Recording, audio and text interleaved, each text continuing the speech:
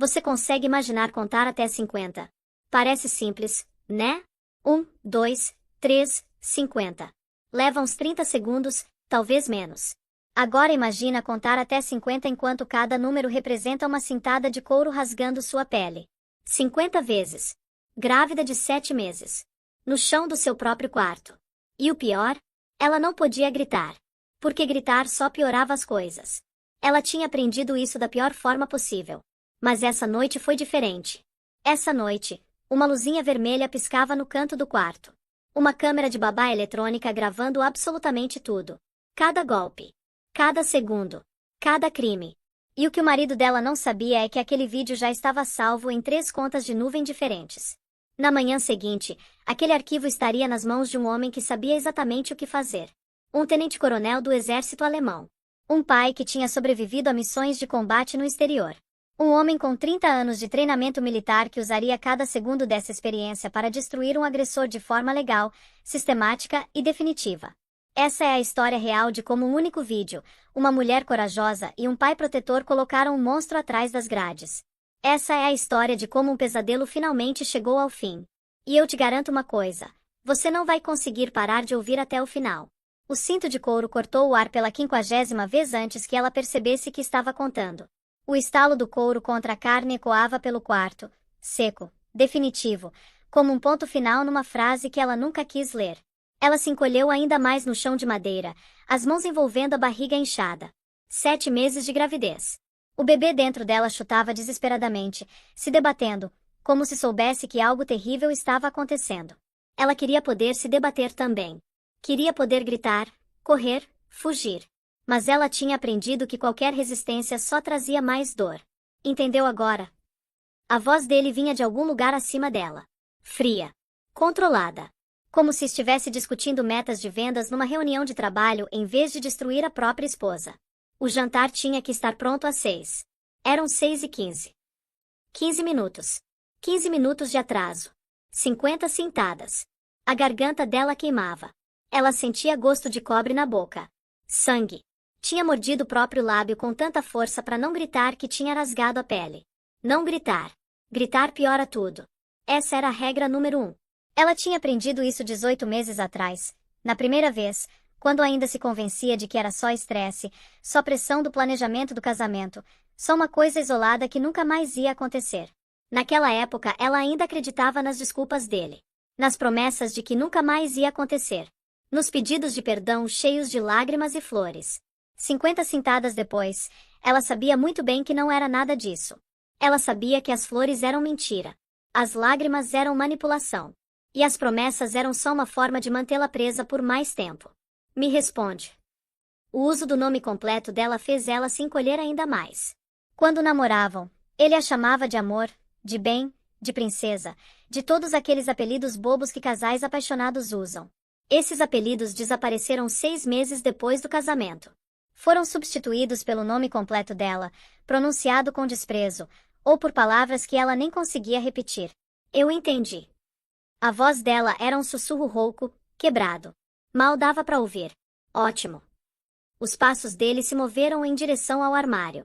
A fivela do cinto tilintou quando ele o pendurou de volta no gancho, bem ao lado das gravatas de seda, das camisas de golfe caras, das coisas normais que maridos normais usam. Tudo organizado. Tudo no lugar. Como se espancar a esposa grávida fosse só mais uma tarefa doméstica para riscar da lista. Aí o celular dele vibrou. Ela ouviu ele atender. E aí, cara, já tô quase pronto. Chego em 10 minutos. A voz mudou completamente.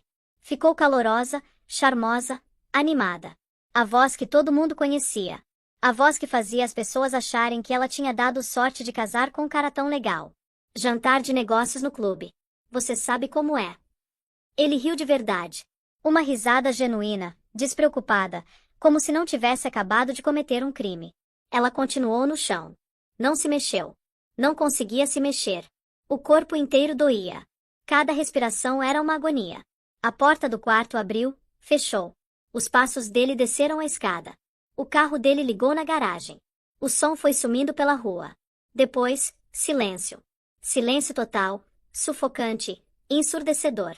Ela ficou ali por um bom tempo. Não sabia quanto tempo exatamente. Podiam ter sido minutos ou horas. O piso de madeira pressionando a bochecha dela, frio, implacável. O bebê chutou de novo, mais suave dessa vez, como se a criaturinha dentro dela estivesse perguntando se estava tudo bem. Como se quisesse saber se a mãe ainda estava ali. A gente não tá bem, bebê. Nada bem. Mas ela não conseguia dizer isso em voz alta. Não conseguia admitir. Porque admitir significava aceitar que a vida dela tinha se transformado nisso. Que o homem com quem ela tinha casado, o homem que ela amava, o homem que ela achava que ia passar o resto da vida junto, era capaz de contar até 50 enquanto usava o corpo dela como alvo. Finalmente, ela se levantou. Foi um processo lento, doloroso, agonizante. Os braços tremiam tanto que quase não sustentavam o peso dela. As costas gritavam de dor a cada movimento. 50 vergões, 50 pontos de fogo separados espalhados pelos ombros, pelas costas, pelos braços. Ela conseguiu ficar de pé, apoiando na cama, depois na parede, até chegar ao banheiro. Abriu a porta, acendeu a luz, e o reflexo no espelho a fez parar. Quem era aquela mulher? Cabelo desgrenhado. Olhos inchados de chorar. Lábios sangrando. Ela não reconhecia a pessoa que olhava de volta. Ela abriu o chuveiro, depois mudou de ideia. A banheira. Ela precisava da banheira. Precisava se sentir envolvida por algo, mesmo que fosse só água. Entrou totalmente vestida. O vestido de gestante, o cardigan, até os sapatos. Tudo. Não tinha energia para tirar nada. Não tinha vontade de fazer mais nenhum esforço. Ligou a água. Fria. Ela não merecia água quente. Pelo menos era isso que a voz na cabeça dela dizia. A voz que soava estranhamente parecida com a voz do marido. A água encharcou as roupas, deixando-as pesadas. Ela observou a água se acumulando ao redor dela. Primeiro transparente. Depois rosa, manchada. Depois vermelha. Ela estava sangrando de algum lugar. Não sabia onde. Provavelmente das costas. Provavelmente de algum lugar que o cinto tinha rasgado a pele. Ela não se importava. Não tinha mais energia para se importar com nada. O celular dela estava a 3 metros de distância, na prateleira do banheiro. Podia muito bem estar a 3 quilômetros. A distância parecia impossível de atravessar. Mas ela precisava. Precisava fazer alguma coisa. Com um esforço que parecia sobre-humano, ela saiu da banheira. A água escorreu das roupas, pingando no chão, deixando uma trilha molhada pelo piso aquecido. Ela pegou o celular, desbloqueou a tela com dedos dormentes. A lista de contatos apareceu. Mãe. Pai. Melhor amiga. O dedo dela pairou sobre o nome do pai. Tenente-coronel do Exército. 3 décadas de serviço. Missões no exterior. Condecorações por bravura. Seu herói desde que ela se lembrava. O homem que sempre tinha protegido ela de tudo. O homem que a levou ao altar 3 anos atrás, achando que estava entregando ela nas mãos de alguém que ia cuidar dela. Papai viria. Papai resolveria tudo. Papai sempre resolvia tudo. Mas a voz do marido ecoou na cabeça dela. Se você contar para alguém, eu vou fazer todo mundo saber que fracassada você é. Que esposa horrível. Como você me empurrou para isso. Seu pai vai ter vergonha de você. Sua mãe vai achar que você é uma mentirosa. Ninguém vai acreditar em você. O dedo dela se afastou do nome do pai. Ela bloqueou o celular. Desbloqueou. Bloqueou. Desbloqueou. O ciclo se repetiu várias vezes, como se a resposta certa, a solução mágica, a saída que não destruísse tudo, fosse aparecer se ela fizesse isso vezes suficientes. Como se existisse alguma opção que não envolvesse dor, vergonha, medo. Mas não tinha solução mágica. Não existia saída fácil. Existia só a realidade brutal do que a vida dela tinha se tornado. O bebê chutou de novo, mais forte dessa vez, mais insistente. Como se estivesse tentando chamar a atenção dela. Como se estivesse dizendo: Mãe, presta atenção. A gente precisa sair daqui. Eu sei, ela sussurrou para a barriga. Eu sei que a gente precisa fazer alguma coisa. A água na banheira tinha esfriado completamente. Gelada. Os dentes dela batiam. O corpo inteiro tremia, de frio e de choque. Ela olhou ao redor do banheiro. O banheiro dela. O que o marido tinha reformado no ano passado, gastando uma fortuna para deixar do jeito que ela queria. Bancadas de mármore importado. Chuveiro de teto com jatos massageadores. Piso aquecido. Banheira de hidromassagem. O banheiro dos sonhos que ela tinha colocado no Pinterest anos atrás, antes de conhecer ele, quando ainda sonhava com a vida perfeita. Ele dava tudo o que ela pedia. Tudo material, pelo menos. A casa dos sonhos. O carro novo. As viagens caras. As joias. As roupas de grife. Ele era generoso com dinheiro. Todo mundo comentava como ela tinha sorte de ter um marido tão bem-sucedido, tão atencioso. Mas ele não dava segurança. Não dava gentileza. Não dava o direito humano básico de existir sem medo. Não dava paz. Foi aí que ela viu. A luz vermelha. Pequena, piscando no canto do teto. A câmera de babá eletrônica. Eles ainda não tinham o bebê, só teriam daqui a 2 meses, mas o marido tinha insistido em instalar câmeras agora. Em todos os cômodos. Por segurança, ele tinha dito. Pra gente poder monitorar o quarto do bebê pelo celular. Pra garantir que tá tudo bem. Na época ela achou que era cuidado. Agora ela sabia que era controle. Mais uma forma de vigiar ela. De saber o que ela fazia quando ele não estava em casa. Mas dessa vez, o controle dele ia se virar contra ele. A câmera estava gravando tudo. Tudo. O coração dela parou por um segundo. Depois começou a bater mais rápido, mais forte, quase saindo do peito. A câmera tinha visto.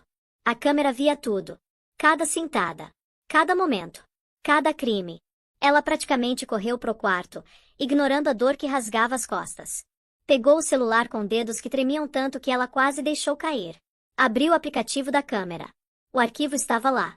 Com data e hora. Salvo automaticamente na nuvem. Ela clicou no vídeo. Se viu na tela. Viu ela mesma encolhida no chão. Viu o cinto subindo e descendo, 50 vezes. Viu o rosto dele, frio, calculado, sem nenhuma emoção, contando os golpes em voz baixa. 1, 2, 3, 10, 20, 30, 40, 50. Isso é real. Isso tá acontecendo comigo de verdade. As palavras se formaram na cabeça dela, claras, inegáveis. Eu não tô louca. Eu não tô exagerando. Isso acabou de acontecer. E eu tenho prova. Os dedos dela se moveram pela tela do celular. Memória muscular. Anos sendo professora, mandando arquivos para pais de alunos, organizando materiais. Ela mandou o vídeo por e-mail para ela mesma. E-mail pessoal. E-mail do trabalho antigo. A conta antiga do Gmail da faculdade que ela mal lembrava a senha. Backup na nuvem. 3 lugares diferentes. 3 contas diferentes. 3 senhas que ele não sabia. Ele não conseguiria apagar todas. Mesmo que ele descobrisse uma, as outras estariam seguras. Pela primeira vez em 18 meses, ela sentiu algo além de medo. Sentiu algo que parecia quase esperança. Depois ela abriu a agenda, achou o número do consultório da ginecologista. Era tarde, o consultório já estava fechado, mas tinha um número de emergência. Ela ligou. O telefone tocou uma vez. 2. 3. Uma secretária eletrônica atendeu. Ela deixou mensagem pedindo um horário urgente para a manhã seguinte. Qualquer horário. O mais cedo possível. Ela desligou e sentou na cama. O colchão afundou sob o peso dela. As costas protestaram. Ela a ignorou. O bebê chutou. Ela colocou as 2 mãos na barriga. Eu vou tirar a gente daqui, ela sussurrou. Eu prometo. Dessa vez eu vou fazer alguma coisa. Dessa vez vai ser diferente. Mas ela não sabia como. Não sabia se era forte o suficiente. Não sabia se alguém ia acreditar nela. O marido era tão bom em ser charmoso. Tão bom em fazer todo mundo gostar dele. Tão bom em parecer o cara perfeito. Os colegas dele adoravam ele. Os amigos dela adoravam ele. A mãe dela adorava ele. Todo mundo achava que ela tinha dado sorte com ele. Se ela contasse a verdade, será que alguém ia acreditar? Ou iam achar que ela era louca? Que ela estava inventando? Que ela era uma esposa problemática tentando difamar um marido maravilhoso? Ela olhou para o reflexo dela no espelho do quarto. O espelho grande que o marido tinha comprado porque ela disse que queria um espelho de corpo inteiro. Mais uma coisa que ele deu para ela. Mais um presente que parecia amor, mas era só mais uma forma de controle. Não reconheceu a mulher que olhava de volta. Olhos fundos, cercados de olheiras escuras. Lábio inchado, com sangue seco no canto. Cabelo molhado grudado no rosto. Postura curvada, como se o peso do mundo estivesse nos ombros dela. Quem é você? O que aconteceu com você? Ela sabia a resposta. Sabia exatamente o que tinha acontecido. Ela tinha se apaixonado por um monstro. E o monstro tinha dado para ela uma casa bonita, um futuro promissor, um bebê a caminho, e 50 razões para ir embora. Agora ela só precisava encontrar a coragem de fazer isso. Amanhã. Amanhã ela começaria. Essa noite, Ela ia sobreviver. Ela deitou na cama, de bruços porque as costas doíam demais para deitar de qualquer outro jeito. Fechou os olhos. Não dormiu. Ficou ali, no escuro, ouvindo os sons da casa vazia, esperando o dia amanhecer. Quando a primeira luz da manhã entrou pela janela, ela já estava de pé. Tinha passado a noite inteira acordada, planejando, pensando, criando coragem. O celular tocou às 8 horas. O consultório retornando a ligação dela. Tinha o horário às 9h30. Ela confirmou. Tomou um banho rápido, evitando olhar para os vergões nas costas. Vestiu roupas largas que escondiam tudo. Cardigã de manga comprida mesmo fazendo calor. Calça de gestante folgada. Sapatos baixos porque os pés estavam inchados. Saiu de casa às 9 horas. O marido ainda não tinha voltado. Provavelmente tinha dormido na casa de algum amigo depois do tal jantar de negócios. Ou na casa de outra mulher. Ela não sabia e não se importava mais. O caminho até o consultório levou 20 minutos. Ela dirigiu devagar, com cuidado, as mãos apertando o volante. Cada lombada fazia as costas doerem. Cada freada era uma agonia. A sala de espera do consultório cheirava a lavanda e baunilha. Música suave tocava de caixas de som escondidas. Quadros de mães e bebês cobriam as paredes, tudo em tons pastéis, tudo projetado para ser acolhedor e tranquilizante. Ela não se sentia nem um pouco tranquila. Se sentia apavorada. Sentou na cadeira do canto, a mais longe de todo mundo. Tinha outras 3 mulheres grávidas na sala de espera. Todas pareciam felizes. Todas pareciam animadas. Todas pareciam ter vidas normais com maridos normais. O cardigã enorme cobria a maioria dos vergões nos braços, que tinham ficado roxo escuro durante a noite. Os das costas estavam escondidos pela roupa. Por enquanto. Ela olhou para o celular. Nenhuma mensagem do marido. Ele provavelmente ainda nem sabia que ela tinha saído de casa. Quando ele voltasse e visse que ela não estava lá, o que ele ia fazer? Ligar? Mandar mensagem? Ficar com raiva? O estômago dela embrulhou só de pensar. O nome dela foi chamado. Ela se levantou, seguiu a enfermeira pelo corredor, passou por salas de exame com portas fechadas, passou pela sala de ultrassom onde ela tinha visto o rosto do bebê 3 semanas atrás. O marido estava com ela naquele dia. Segurou a mão dela. Sorriu para a tela. Conversou sobre nomes, cores pro quarto, o futuro deles juntos. Pareceu o marido perfeito. Pareceu o pai perfeito. 21 dias depois, ele bateu nela 50 vezes com o cinto. Porque o jantar atrasou 15 minutos. Sala 3, disse a enfermeira. A doutora já vem. Pode vestir essa camisola. Com a abertura para frente. Ela concordou com a cabeça, pegou a camisola, esperou a enfermeira sair. Depois encarou o tecido fino de papel. Era praticamente transparente. Não ia esconder nada. A mão dela tremeu quando desabotoou o cardigã, tirou a camiseta larga, abriu a calça de gestante. O espelho na parede refletiu tudo. Vergões por toda parte. Alguns se sobrepondo, formando um padrão horrível. Alguns separados, cada uma marca distinta de crueldade. Todos visíveis. Todos gritando a verdade que ela tinha escondido por tanto tempo. Ela vestiu a camisola, amarrou o frouxo, sentou na mesa de exame. O papel crepitou embaixo dela. O som pareceu alto demais no silêncio da sala. 3 minutos passaram. Ela contou cada segundo. Depois 7 minutos. O coração batia tão forte que ela tinha certeza que dava para ouvir do outro lado da porta. Aí alguém bateu. Sou eu, a doutora. Posso entrar? Pode. A médica entrou. 40 e poucos anos. Cabelo castanho preso num coque arrumado. Olhos gentis atrás de óculos de armação fina. Jaleco branco impecável. Ela era paciente dessa médica há 2 anos, desde que começou a tentar engravidar. A doutora olhou pro prontuário, depois para ela, depois pro prontuário de novo. Tinha algo no olhar dela. Uma preocupação que não estava lá nas consultas anteriores. Isso tá marcado como consulta de rotina. A voz da médica era suave, profissional, mas tinha um tom de pergunta. Como você tá se sentindo? Bem. A resposta automática saiu antes que ela pudesse pensar. Tudo bem. Normal. Certo, então vamos começar medindo sua pressão. A doutora enrolou a braçadeira no braço dela, apertou. O aparelho inflou, apertando. Depois soltou o ar lentamente. O monitor apitou. 15 por 9,5. A médica disse baixinho, com uma ruga de preocupação na testa. Isso tá alto. Bem mais alto que o normal para você. Na última consulta tava 12 por 8. Eu tava estressada. Coisa da vida, sabe? Preparando pro bebê. Tem muita coisa pra fazer. A doutora fez uma anotação no prontuário. A ruga de preocupação não desapareceu. E como tá o bebê se mexendo? Bem ativo. Chuta o tempo todo. Principalmente de noite. Bom, isso é bom. É um ótimo sinal. A médica largou o prontuário, tirou o estetoscópio do pescoço. Preciso auscultar seus pulmões. Pode se inclinar para frente para mim. Ela se inclinou. A camisola abriu nas costas, revelando tudo. A mão da doutora congelou no ar. O estetoscópio parou a meio caminho. Por um longo momento, ninguém disse nada.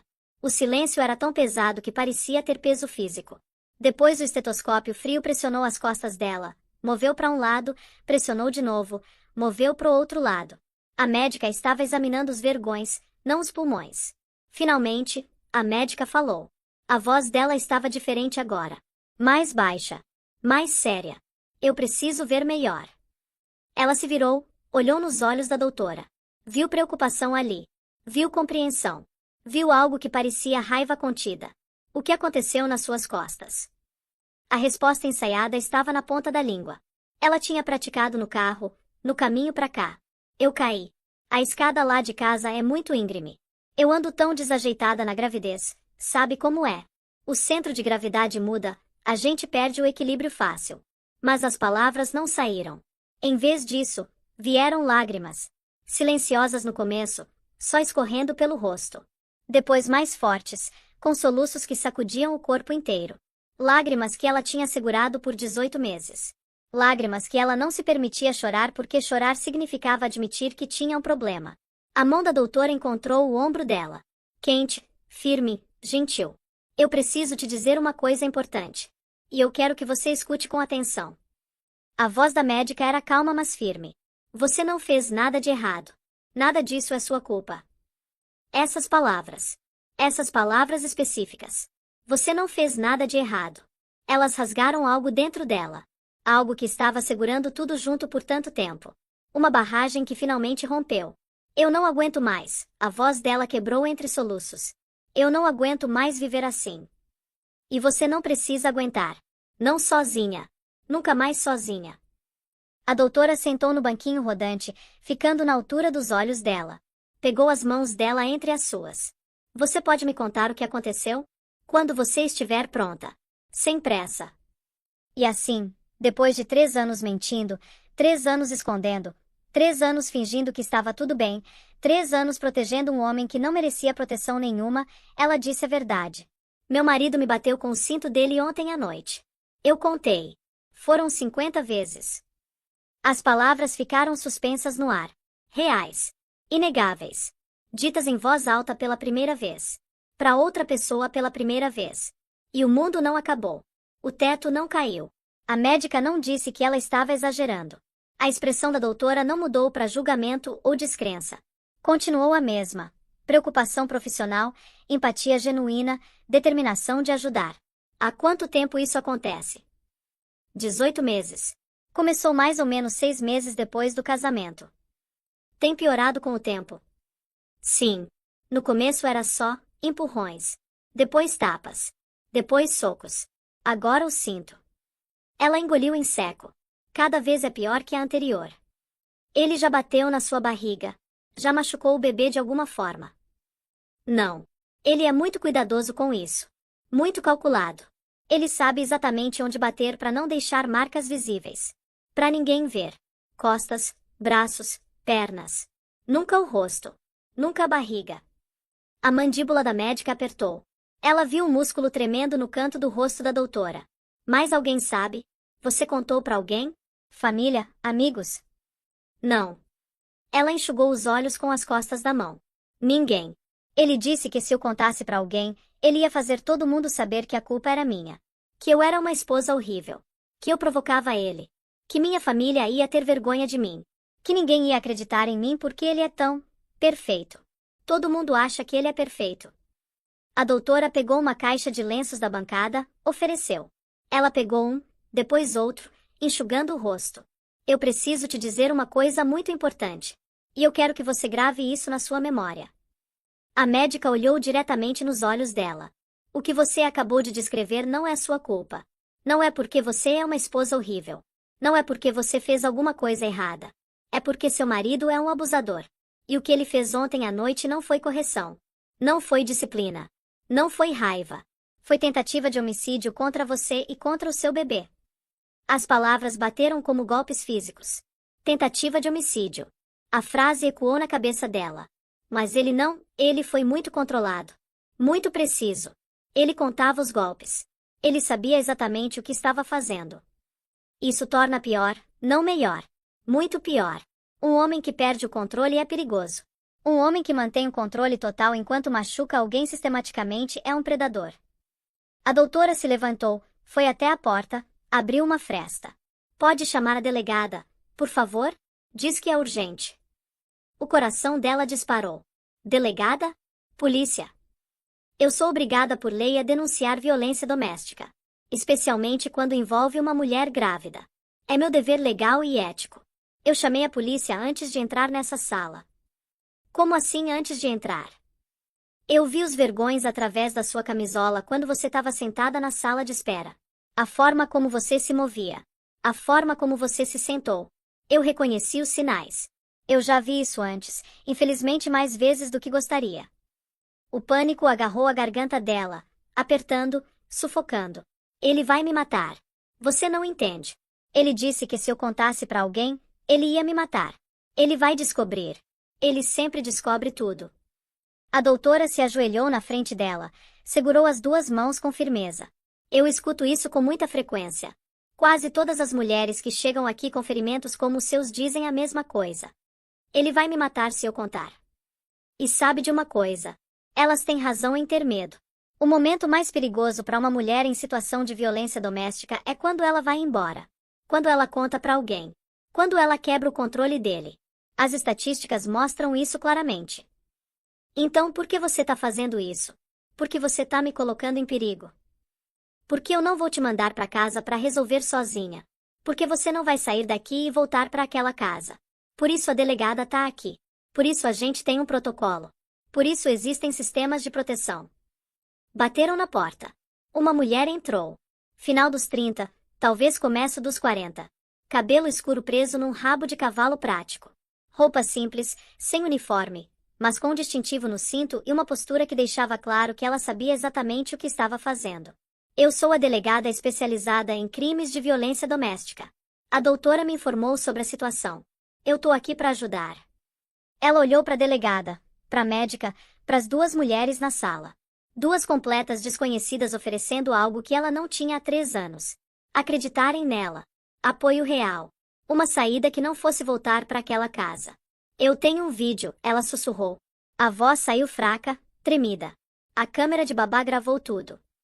A delegada puxou uma cadeira, sentou de frente para ela. O rosto permaneceu calmo, profissional, sem nenhum sinal de julgamento. Você pode me mostrar? A mão dela tremeu violentamente quando tirou o celular do bolso. Demorou 3 tentativas para conseguir desbloquear a tela. Abriu o e-mail, clicou no arquivo de vídeo. Virou a tela e entregou para a delegada. A delegada assistiu em silêncio. 30 segundos. O rosto dela não mudou. 1 minuto. Os olhos dela se estreitaram levemente. 2 minutos. O músculo na mandíbula dela se contraiu. Ela pausou o vídeo. Colocou o celular cuidadosamente na bancada ao lado. Senhora, a voz da delegada estava tensa, controlada. Isso é prova de tentativa de homicídio contra você e seu bebê. Em 15 anos trabalhando com violência doméstica, esse é um dos piores casos que eu já vi documentado em vídeo.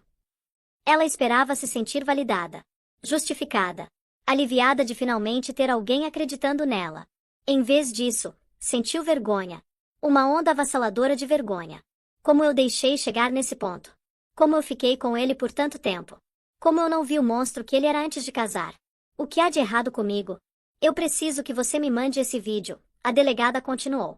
Pro meu e-mail oficial. Vai ser catalogado como prova. Cadeia de custódia completa. Tudo documentado da forma correta para ser usado em tribunal. Você consegue fazer isso? Ela concordou com a cabeça. Mas primeiro eu preciso sair 1 minuto. Fazer algumas ligações. Colocar algumas coisas em andamento. Protocolo de proteção. Você consegue ficar aqui com a doutora enquanto eu resolvo? Ela concordou de novo. A delegada saiu. A porta clicou fechada. Ela ficou sozinha com a médica no silêncio da sala. Olhou ao redor. Arte abstrata nas paredes, em tons de azul e verde. Cores escolhidas por algum psicólogo para transmitir calma. Cadeiras confortáveis. Iluminação suave. Tudo projetado para fazer vítimas se sentirem seguras. Funcionava? Outras mulheres sentavam nessa sala e se sentiam seguras? Ou todas se sentiam como ela? Expostas, vulneráveis, apavoradas? O celular dela vibrou. O coração dela quase parou. Uma mensagem do marido. Vou chegar tarde hoje. Jantar com clientes. Não me espera acordada. Como se nada tivesse acontecido. Como se a noite anterior nunca tivesse existido. Como se ele não tivesse contado até 50 enquanto destruía o corpo dela. Ela encarou a mensagem. O tom casual. A presunção de que tudo estava normal. De que ela estava em casa, esperando por ele, obediente como sempre. Foi aí que a ficha caiu de verdade. Ela tinha esperado rejeição quando contasse para alguém. Esperava ouvir que estava exagerando. Que não era tão ruim assim. Que todo casal passa por fases difíceis. Que ela precisava ter paciência. Que casamento dá trabalho. Mas ela recebeu validação. Credibilidade. Ação imediata. Duas mulheres profissionais dizendo que o que aconteceu com ela era crime. Que ela era vítima.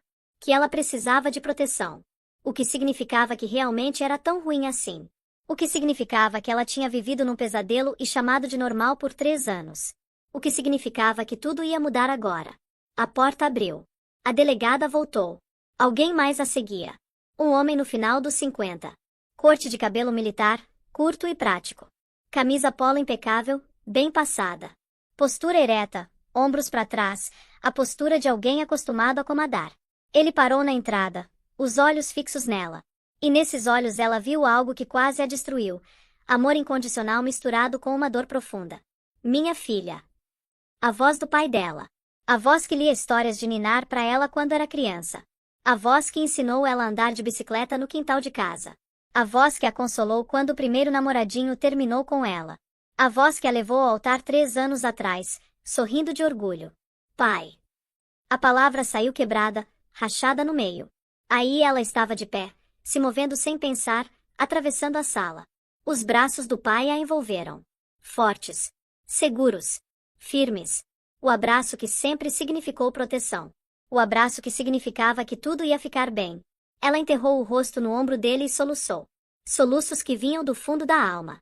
Soluços de alívio, de medo, de vergonha, de esperança, tudo misturado. Tenente-coronel do Exército. Veterano de combate. Soldado condecorado múltiplas vezes por bravura. Um homem que tinha enfrentado inimigos armados em territórios hostis sem pestanejar. E naquele momento, ele era só um pai segurando a filha destruída, murmurando palavras de conforto. Eu te peguei, minha filha, ele sussurrou no ouvido dela. Eu te peguei agora. E eu juro por tudo que é sagrado, eu não vou te soltar. Nunca mais. Mas como ele estava ali? Como ele sabia? A resposta para essa pergunta começou 2 meses antes. 2 meses antes do cinto. Antes do vídeo. Antes de tudo desmoronar. O tenente-coronel estava sentado na mesa da cozinha da casa dele, café esfriando ao lado, celular no ouvido, esperando a filha atender. Tocou 4 vezes. 5. 6. Ele já ia desligar quando ela atendeu. Oi, pai.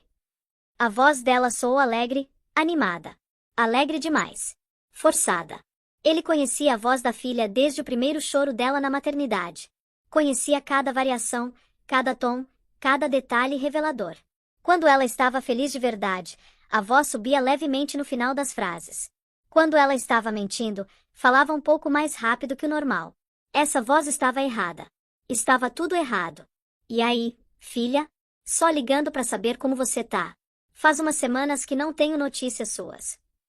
Eu sei, desculpa. Tive muito trabalho ultimamente. Você sabe como é, sempre tem alguma coisa. Trabalho? Achei que você tinha parado de dar aula. Uma pausa minúscula. Quase imperceptível. Mas ele percebeu. Parei, mas tenho ajudado o meu marido com umas coisas da empresa dele. Papelada, organização, essas coisas. E o bebê? Como tá o bebê? Bem. Muito bem. Crescendo que é uma loucura. Já tô quase no 5º mês. Dá pra sentir ele mexendo agora.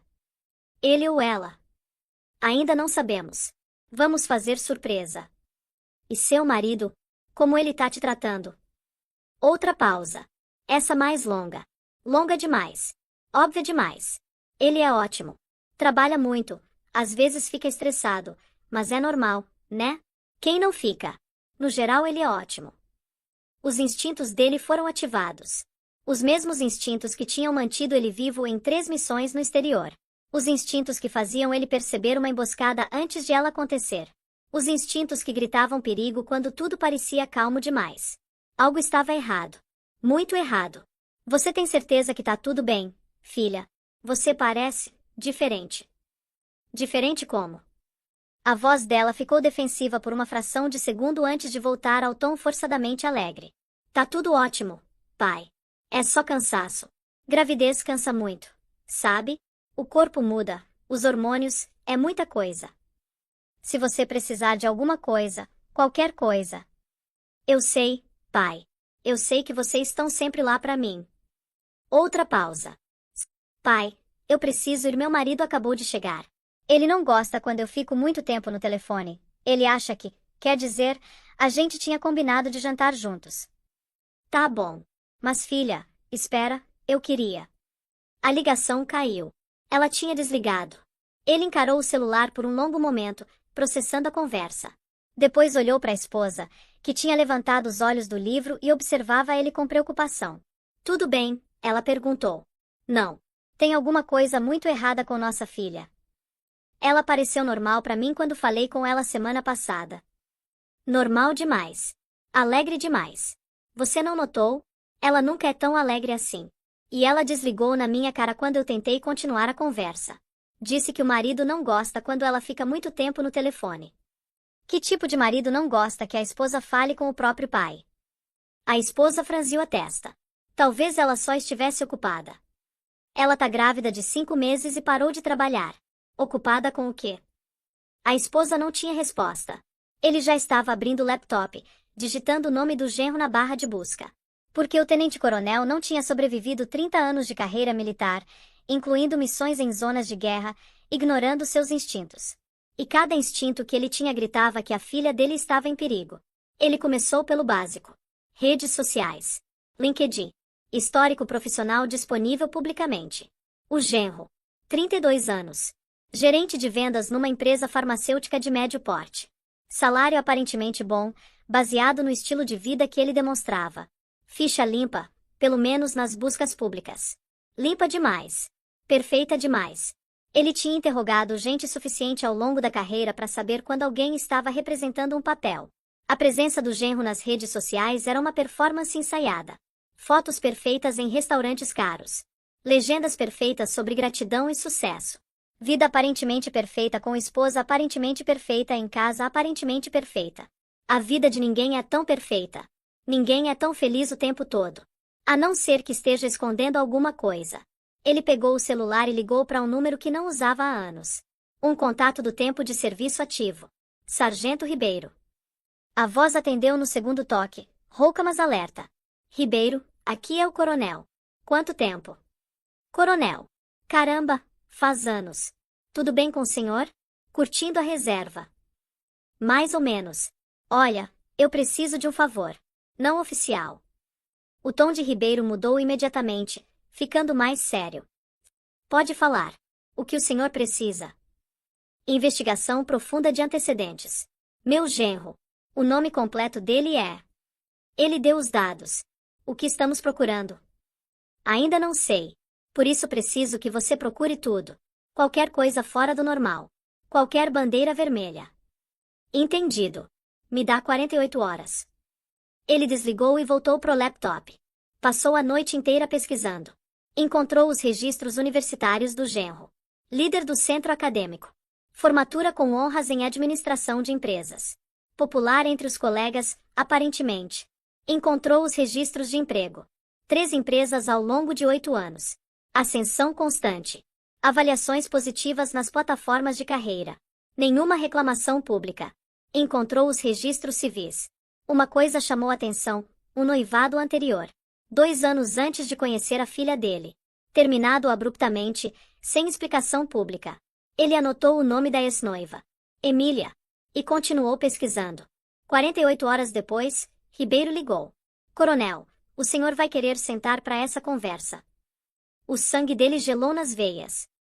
O que você encontrou? Seu genro tem um histórico que foi enterrado, mas não tão bem quanto ele pensa. 2 ex-namoradas anteriores à sua filha pediram medidas protetivas contra ele. Ordens de restrição. As 2 medidas foram retiradas posteriormente, em circunstâncias suspeitas. Nenhuma acusação formal foi registrada. Os nomes são Emília e Jéssica. Não consegui detalhes dos incidentes porque os processos foram selados, mas existe um padrão claro aqui. As mãos dele apertaram o celular com força. Que tipo de padrão? O tipo em que alguém com dinheiro e bons advogados faz problemas legais desaparecerem. O tipo em que mulheres ficam com medo e param de falar. O tipo que me deixa muito preocupado em relação à sua filha, Coronel. Ele desligou e encarou os nomes anotados no papel. Emília. Jéssica. 2 mulheres que tinham tentado se proteger. 2 mulheres que provavelmente tinham tentado alertar outras. 2 mulheres que foram silenciadas. Ele passou os dias seguintes rastreando elas. Não foi fácil. Uma tinha mudado de cidade. A outra tinha mudado até de nome. Mas ele tinha recursos. Tinha contatos. Tinha determinação. Emília morava em outra cidade agora. Casada com outro homem, aparentemente feliz. 2 filhos. Tinha atravessado o país para se afastar do passado. Ela atendeu a ligação dele com desconfiança óbvia. Quem é? Meu nome é Tenente Coronel. Eu sei que isso vai parecer estranho, mas eu preciso falar com você sobre seu ex-namorado. Ele casou com minha filha. Silêncio do outro lado. Um silêncio pesado, carregado de memórias que ela provavelmente preferia esquecer. Eu sinto muito, Emília disse finalmente, a voz baixa. Eu sinto muito pela sua filha. Você pode me contar o que aconteceu entre vocês? Um suspiro longo. Ele pareceu perfeito no começo. Charmoso, bem-sucedido, romântico, atencioso. O tipo de cara que toda mulher sonha em encontrar. Ele me tratava como princesa. Me cobria de presentes, de atenção, de carinho. Eu achei que tinha achado minha alma gêmea. O que mudou? Tudo. Mais ou menos 6 meses depois que a gente começou a morar junto. Como se um interruptor tivesse sido acionado. De repente ele queria controlar tudo. Onde eu ia. Com quem eu falava. O que eu vestia. Como eu arrumava o cabelo. O que eu comia. Cada aspecto da minha vida tinha que ter aprovação dele. E quando você resistia? Ele ficava violento. A voz dela tremeu levemente. Não no começo. No começo era só intimidação. Gritos. Ameaças. Quebrar coisas. Depois evoluiu. Evoluiu como? Ele me batia. Mas nunca no rosto. Ele era muito cuidadoso, muito calculado. Sempre em lugares que ninguém ia ver. Minhas costas. Minhas costelas. Minhas coxas. Ele sabia exatamente o que estava fazendo. Sabia exatamente como machucar sem deixar provas visíveis. A mandíbula dele travou com tanta força que os dentes doeram. Você pediu medida protetiva. Pedi. Depois de uma surra particularmente ruim. Fui na delegacia, mostrei os hematomas, contei tudo. A medida foi concedida. Mas foi retirada. Os advogados dele apareceram. Advogados caros, do tipo que cobra milhares por hora. Eles me ofereceram dinheiro para retirar a queixa e fazer tudo desaparecer. Muito dinheiro. E junto com o dinheiro vieram ameaças veladas. Sobre como seria difícil para mim conseguir emprego com o processo judicial em andamento. Sobre como a reputação dele era impecável e a minha palavra não valia nada. E você aceitou. Eu tinha 23 anos. Estava apavorada. Não tinha família por perto, não tinha dinheiro para advogados. Então sim, eu peguei o dinheiro e me mudei para longe. Reconstruí minha vida. Tentei esquecer. Você tentou avisar alguém? A namorada seguinte. Tentei. A voz dela ficou amarga. Liguei para Jéssica, a próxima mulher que ele começou a namorar. Contei absolutamente tudo. Mostrei fotos dos hematomas que eu ainda tinha guardadas. Sabe o que ela fez? O que? Não acreditou em mim. Disse que ele já tinha avisado ela que eu era desequilibrada. Que eu era ciumenta. Que eu estava perseguindo ele. Ela achou que eu estava inventando histórias porque não tinha superado o término. Ela me chamou de louca e desligou na minha cara. O que aconteceu com a Jéssica? Não sei os detalhes. A última coisa que eu soube foi que ela também acabou pedindo medida protetiva. 1 ano depois de não acreditar em mim. Aí não tive mais notícias. Talvez ela também tenha pegado o dinheiro e fugido. Talvez pior. Ele agradeceu Emília pela coragem de compartilhar a história e desligou. O estômago dele estava embrulhado. Depois ligou para Jéssica. Ela não atendeu. Ele deixou mensagem de voz. Meu nome é Tenente Coronel. Eu estou tentando descobrir informações sobre alguém do seu passado.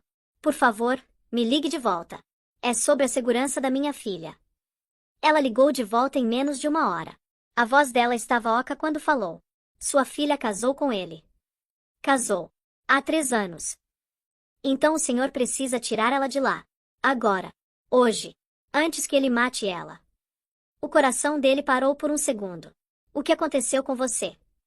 Ele me mandou pro hospital 2 vezes. A voz dela era monótona, como se estivesse recitando fatos sobre outra pessoa. Na segunda vez eu quase morri. Baço rompido. 3 costelas quebradas. Hemorragia interna. Fiquei em coma induzido por 3 dias. Meu Deus! Ele disse pros médicos que eu tinha caído da escada. E eles acreditaram. Porque ele é muito, muito bom em fazer as pessoas acreditarem nele. Charme é a arma mais poderosa que ele tem. Você denunciou. Tentei. Quando saí do hospital, fui direto na delegacia. Contei tudo. Os advogados dele me destruíram. Entraram com processo por difamação. Contrataram um detetive particular para desenterrar qualquer coisa do meu passado que pudesse me fazer parecer não confiável. Acharam um ex-namorado do colégio que disse que eu era dramática. Acharam uma colega de trabalho que disse que eu era instável.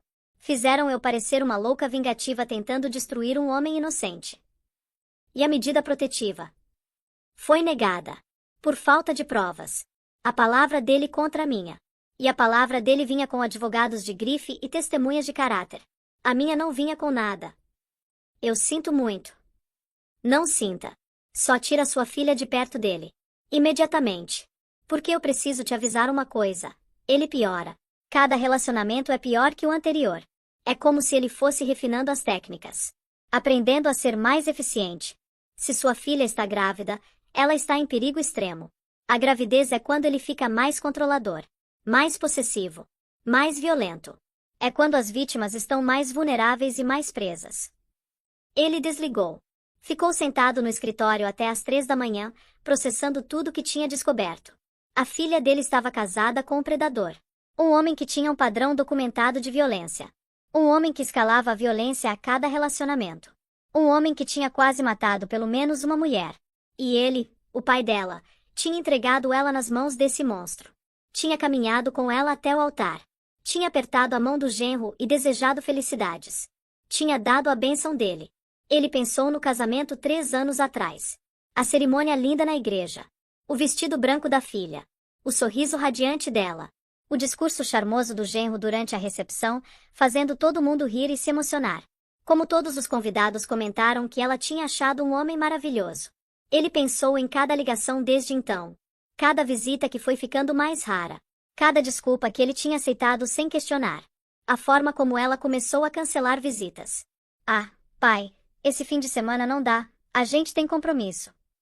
Sempre com boas desculpas. Trabalho. Gravidez. Agenda cheia. Viagem do marido. A forma como ela ligava menos. Uma vez por semana virou uma vez a cada 2 semanas. Depois uma vez por mês. Às vezes mais. A forma como ela parou de mandar memes engraçados e vídeos bobos como costumava fazer. Antes, o celular dele vivia recebendo coisas que ela achava que iam fazer ele rir. A forma como a voz dela mudou. Ficou menor. Mais baixa. Mais cautelosa. Medindo cada palavra antes de falar. Eu deveria ter visto. Os sinais estavam todos lá. Ela parou de me visitar, parou de ligar, parou de ser ela mesma. Eu disse para mim mesmo que ela estava ocupada. Que era normal. Que recém-casados precisam de espaço. Que gravidez cansa. Mas não era normal. Era isolamento. Comportamento clássico de abusador. Cortar a vítima do sistema de apoio. Afastar de família e amigos. Torná-la completamente dependente. E eu deixei acontecer debaixo do meu nariz. Ele abriu o laptop e começou a montar um dossiê. Se ia tirar a filha dessa situação, precisava de munição. Registros financeiros. Ele usou alguns contatos antigos para conseguir informações que não eram exatamente públicas. Descobriu que o genro controlava absolutamente tudo. A filha tinha um fundo fiduciário deixado pela avó materna, dinheiro que deveria pertencer só a ela. O nome do genro tinha sido adicionado ao fundo 6 meses depois do casamento. Coincidência? Ele não acreditava em coincidências. Registros de propriedade. A casa que eles moravam, aquela casa linda que a filha mostrava com orgulho, estava só no nome do genro. A filha não era proprietária de nada. Contas bancárias. Conta conjunta, tecnicamente. Mas todos os extratos iam pro e-mail do genro. Todos os cartões de crédito estavam no nome do genro. A filha tinha acesso a uma conta secundária com o valor mensal depositado, como se fosse mesada. Registros profissionais. A filha tinha pedido demissão do emprego de professora 6 meses depois do casamento.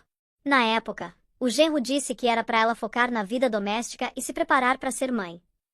Todo mundo achou lindo. Tão tradicional. Tão romântico. Tão nojento agora que ele entendia a verdade. Sem emprego significava sem renda própria. Sem casa no nome dela significava sem patrimônio. Sem acesso às próprias finanças significava sem independência. Ela estava completamente presa. O celular dele tocou. Era o Sargento Ribeiro de novo. Coronel, consegui mais informações. E o senhor não vai gostar. Me conta tudo. Seu genro frequenta um clube de golfe chique. Sabe aqueles lugares onde empresários vão fazer networking? Então, ele anda se gabando lá pros amigos. Falando em como ele treinou a esposa. Como ela sabe que é melhor não contrariar ele. Como ela aprendeu a ser uma boa esposa. O que os amigos dizem? A maioria ri. Acha que é papo de macho, bravata de vestiário. Mas eu consegui acesso às gravações de segurança do clube. Gravações. O lugar tem câmeras com áudio em várias áreas comuns. Para segurança dos membros, dizem eles. Eu tenho um contato na administração. Ele puxou as gravações dos últimos 6 meses para mim. E seu genro fala sobre sua filha como se ela fosse propriedade. Como objeto. Como um projeto em andamento que ele está trabalhando para domar e corrigir. Algumas das coisas que ele disse, coronel, me deram vontade de vomitar. Me manda tudo. Já mandei. Confere seu e-mail. Ele passou a semana seguinte montando um caso. Organizou todas as provas em pastas digitais e físicas. Documentou tudo cronologicamente. Preparou resumos de cada evidência. Depois entrou em contato com a delegada que ele conhecia. Uma mulher que tinha trabalhado com ele anos atrás num caso envolvendo família de militar. Competente, determinada, incorruptível. Preciso de ajuda, ele disse sem rodeios. Minha filha está num relacionamento abusivo. Eu tenho provas circunstanciais, mas preciso de alguém que possa tomar medidas legais quando for a hora. Me manda o que você tem. Vou analisar. Ele mandou tudo. As verificações de antecedentes. Os depoimentos das ex-namoradas documentados por escrito. Os registros financeiros mostrando o controle econômico. As gravações do clube de golfe. A delegada ligou de volta em 24 horas. Coronel, isso é material sério. Mostra um padrão claro de comportamento predatório. Mas a gente precisa de mais uma coisa para agir formalmente. O que? Prova de abuso atual. Documentação médica. Fotos de lesões. Vídeo. Alguma coisa que mostre que ele está ativamente machucando ela agora. O histórico com outras mulheres estabelece padrão, mas não é suficiente para medidas imediatas. Eu vou conseguir. Consegue rápido.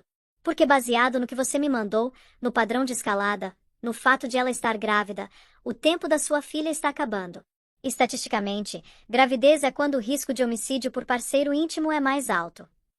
Ele desligou sentindo o peso dessas palavras. Ligou para a filha de novo. Ela não atendeu. Mandou mensagem. Só passando para ver como você tá. Te amo muito, filha. Ela respondeu 3 horas depois. Também te amo, pai. Tudo ótimo aqui. Tudo bem. Tudo bem. A maior mentira que ela já tinha contado. E ele sabia que era mentira. Mas não podia forçar. Não podia invadir a casa e tirar ela de lá. Não sem provas. Não sem que ela pedisse ajuda. Então ele esperou. E planejou. E rezou para não ser tarde demais. 2 semanas depois, o telefone dele tocou às 8 da manhã. Era a delegada. Coronel, acabei de ser chamada num consultório de ginecologia. Uma mulher grávida deu entrada com ferimentos graves. 50 marcas de cinto documentadas. E tem vídeo. Câmera de babá gravou tudo. O mundo parou por um segundo. É ela. É a esposa do homem que você está investigando. É sua filha, coronel. E ela está perguntando por você. Ele estava no carro antes de desligar o telefone. A viagem de negócios do genro estava programada para durar 3 dias. Quinta, sábado. Grande conferência farmacêutica numa cidade distante. Clientes importantes.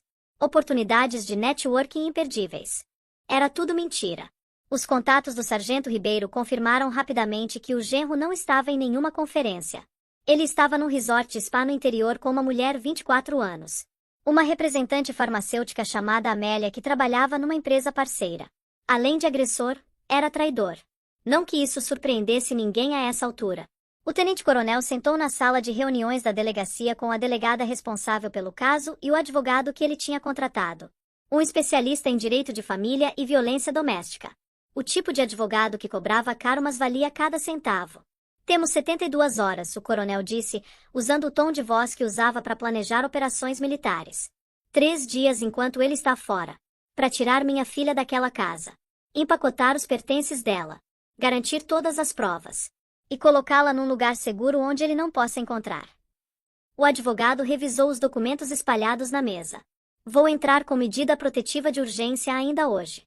Também vou pedir bloqueio dos bens dele para garantir que ele não esvazie as contas antes de qualquer decisão judicial. Guarda unilateral provisória do bebê, considerando o risco demonstrado. E ação de divórcio litigioso com base em violência doméstica. Quando isso tudo vai cair na cabeça dele? Tudo ao mesmo tempo. Quando ele voltar para a cidade, vai encontrar a intimação esperando. Junto com a notícia de que não pode chegar perto da esposa nem da casa. A delegada acrescentou notas no arquivo. Eu tenho a prova em vídeo, que é devastadora. A documentação médica completa da ginecologista, incluindo fotos dos ferimentos. Depoimentos escritos das 2 ex-namoradas confirmando o padrão de comportamento. As gravações do clube de golfe mostrando ele se gabando do abuso. Registros financeiros demonstrando controle coercitivo. Esse é o caso mais sólido que eu já montei em 15 anos de carreira. A estratégia era clara, precisa, militar. Nenhum aviso prévio. Nenhuma chance de contra-ataque. Nenhuma oportunidade para ele manipular a situação. Naquela noite, o coronel sentou com a filha na casa de acolhimento onde ela estava temporariamente hospedada. Segurou as mãos dela enquanto explicava o plano, passo por passo, da mesma forma metódica que costumava briefar soldados antes de uma missão. A filha, que tinha passado os últimos 3 anos vivendo com medo, pela primeira vez viu uma saída real. Viu pessoas acreditando nela. Viu um plano concreto. Viu que não estava mais sozinha. E se ele descobrir? Ela perguntou, a voz ainda tremendo. E se ele voltar mais cedo? E se ele vier atrás de mim? Ele não vai te encontrar. E mesmo se encontrasse, teria que passar por cima de mim primeiro. E eu passei 30 anos treinando para proteger pessoas que amo. Na sexta-feira à noite, 48 horas depois das cintadas, a operação estava completa. A filha estava instalada com a mãe num abrigo sigiloso para mulheres em situação de violência. O endereço era confidencial, não constava em nenhum registro público. Os pertences pessoais dela tinham sido removidos da casa. Roupas, documentos, objetos de valor sentimental. Tudo que era dela. As contas bancárias tinham sido bloqueadas por ordem judicial. O genro não conseguiria movimentar dinheiro até o fim do processo. O e-mail que ele usava para controlar as finanças dela tinha sido desvinculado. Todas as provas tinham sido formalmente registradas e catalogadas. No sábado à noite, o genro desembarcou no aeroporto. Bronzeado do fim de semana no spa. Relaxado. Sorrindo. Completamente alheio ao que estava prestes a acontecer. Ele dirigiu até a casa. Achou estranho que as luzes estivessem apagadas. Achou mais estranho ainda quando entrou e viu que várias coisas tinham sumido. Ligou para o celular da esposa. Caixa postal. Naquela noite ele dormiu sozinho na casa vazia, provavelmente pela primeira vez se perguntando se alguma coisa estava errada. Na segunda-feira de manhã, 7h30, bateram na porta. Ele abriu esperando talvez o carteiro, talvez um vizinho. Encontrou a delegada e 2 policiais uniformizados. Você está sendo preso em flagrante por lesão corporal grave, tentativa de homicídio qualificado contra sua esposa e constrangimento ilegal. Você tem o direito de permanecer calado. Qualquer coisa que disser pode ser usada contra você. O genro riu. Um riso incrédulo, arrogante. Isso é algum tipo de piada. Deve haver um engano. Eu estava viajando a trabalho. Minha esposa é instável por causa da gravidez, os hormônios deixam ela emocional. Se ela disse alguma coisa, ela está exagerando como sempre. A delegada entregou um envelope pardo. Dentro estava a medida protetiva e a petição de divórcio. Junto, uma cópia impressa de uma imagem congelada do vídeo. A imagem mostrava claramente um homem segurando um cinto de couro. Mostrava uma mulher encolhida no chão. Mostrava uma barriga de grávida sendo atingida. O rosto do genro passou de arrogante para branco em menos de 2 segundos. A máscara de charme desmoronou completamente. Eu não fiz nada de errado. Ele sibilou, a voz completamente diferente agora. Fria. Venenosa. Ela me provocou. Ela mereceu. A família dela vai pagar por essa mentira. Vocês não sabem com quem estão lidando. A gente sabe exatamente com quem está lidando, a delegada respondeu calmamente. Um agressor serial com histórico documentado. E dessa vez você cometeu um erro. Esqueceu da câmera. Os advogados dela são bancados pelo pai. Ela continuou. Um tenente-coronel do exército com 30 anos de carreira e muitos contatos. Você deveria ter pesquisado melhor a família antes de escolher sua vítima. A porta da viatura bateu. O som ecoou pela rua tranquila do bairro Nobre. Os vizinhos estavam nas janelas, observando. O homem perfeito do bairro perfeito sendo levado algemado numa segunda-feira de manhã. Pra filha, o pesadelo não terminou com uma sentença judicial, embora essa tenha vindo eventualmente. O pesadelo terminou antes. Terminou no momento em que ela salvou aquele vídeo em 3 lugares diferentes. Terminou quando ela criou coragem de ir ao consultório médico. Terminou quando disse a verdade em voz alta pela primeira vez.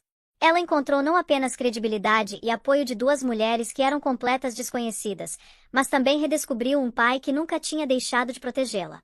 Um pai que usou cada recurso, cada contato, cada habilidade de 30 anos de carreira militar não em campos de batalha distantes, mas na luta mais importante da vida dele, salvar a filha. O processo judicial durou meses. O genro contratou advogados caros, como sempre fazia. Tentou as mesmas táticas que tinham funcionado antes: difamação, intimidação, manipulação. Mas dessa vez era diferente. Dessa vez tinha vídeo. Tinha documentação médica. Tinha depoimentos de múltiplas vítimas anteriores mostrando um padrão. Tinha gravações dele mesmo se gabando do que fazia. A sentença foi pesada.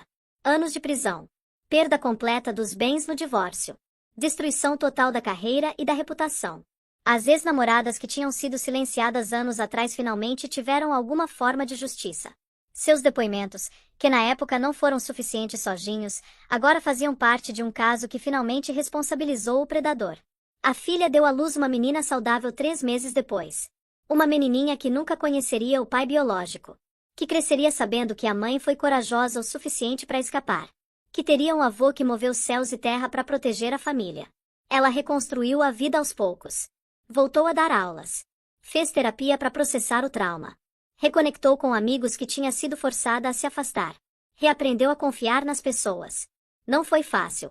Recuperação de abuso nunca é. Tem dias bons e dias ruins. Tem pesadelos às vezes.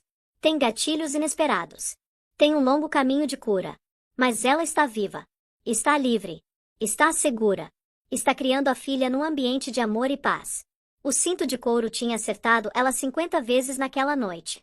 50 golpes que ela contou em silêncio, mordendo o lábio para não gritar, protegendo a barriga, rezando para sobreviver. Mas a luzinha vermelha piscando no canto do quarto foi o começo do fim do pesadelo. Uma câmera que ele mesmo instalou para controlar ela acabou sendo a prova que destruiu ele. Tem uma certa ironia poética nisso, não tem? Agora, se você chegou até aqui, eu preciso falar uma coisa séria com você.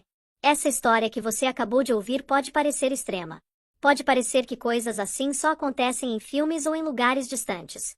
Mas a verdade brutal é que nesse exato momento, enquanto você ouve isso, milhares de mulheres estão vivendo situações parecidas.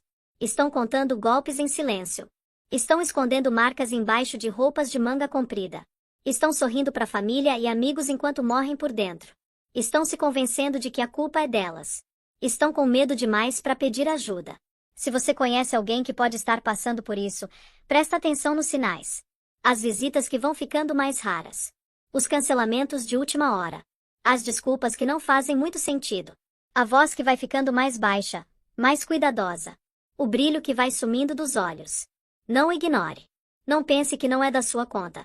Não aceite as desculpas sem questionar. Às vezes, uma única pessoa perguntando você tá bem de verdade pode ser a diferença entre a vida e a morte. E se você está passando por isso, se você está ouvindo essa história e se reconhecendo nela, eu preciso que você saiba de algumas coisas. Não é sua culpa. Nunca foi sua culpa. Não importa o que ele disse, não importa o que ele fez você acreditar. Você não mereceu. Você não provocou. Você não é responsável pela violência dele. Você não está louca. Você não está exagerando.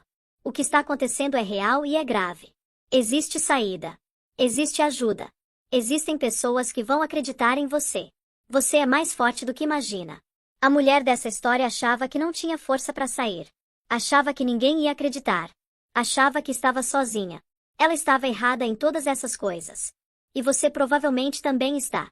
Pedir ajuda não é fraqueza. É a coisa mais corajosa que você pode fazer. É o primeiro passo para recuperar sua vida. Se essa história te tocou de alguma forma, compartilha. Manda para alguém que você acha que precisa ouvir. Posta nas suas redes. Faz chegar em mais pessoas. Porque talvez, em algum lugar, alguém que está passando por isso vai ouvir essa história e vai encontrar coragem para dar o primeiro passo. Vai perceber que não está sozinha. Vai entender que existe esperança. E isso pode salvar uma vida. Obrigado por ficar até o final. Se você gostou desse conteúdo, já sabe o que fazer. Deixa aquele like que ajuda muito. Se inscreve no canal se ainda não for inscrito. Ativa o sininho para não perder os próximos vídeos. E mais importante que tudo isso, cuida de você. Cuida das pessoas que você ama. Presta atenção. Não ignora os sinais. A gente se vê no próximo vídeo. Até lá, fiquem bem. Fiquem seguros. E lembrem, ninguém merece viver com medo.